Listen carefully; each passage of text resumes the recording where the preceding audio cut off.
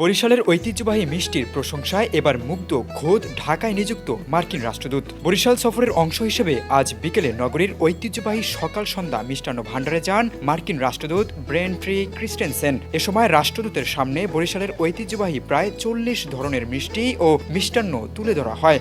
বিভিন্ন ধরনের মিষ্টি খেয়ে বেশ প্রশংসা করেন মার্কিন এই রাষ্ট্রদূত। এ সময় তিনি বলেন, রাজশাহীতেও মিষ্টি খেয়েছেন, তবে বরিশালের মিষ্টির মতো এত ভালো লাগেনি। রাষ্ট্রদূতের এমন প্রশংসায় স্বাভাবিকভাবেই আনন্দিত সকাল সন্ধ্যা মিষ্টান্ন ভাণ্ডারের কর্ণধার বিশ্বজিৎ ঘোষ বিশু। ঢাকার যে মার্কিন রাষ্ট্রদূত সে বরিশালে তার গমন হয়েছে বেড়ানোর জন্য বিভিন্ন স্পটে। আজকে সে সকালে পেয়ারা বাগান, ডিমরুলি এইসব জায়গায় গেছেন। এখান থেকে যাওয়ার সময় আমার সকাল সন্ধ্যা সুইটসে তার একটা প্রোগ্রাম দিছে। আমি জানি না কীভাবে এটা আসলো, গতকালকে মেসেজ আসছে।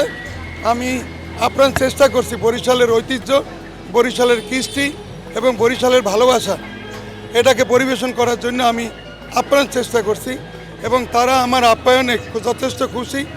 আমি প্রায় ৪০ ধরনের আইটেম ওইখানে সাজিয়ে দিছি।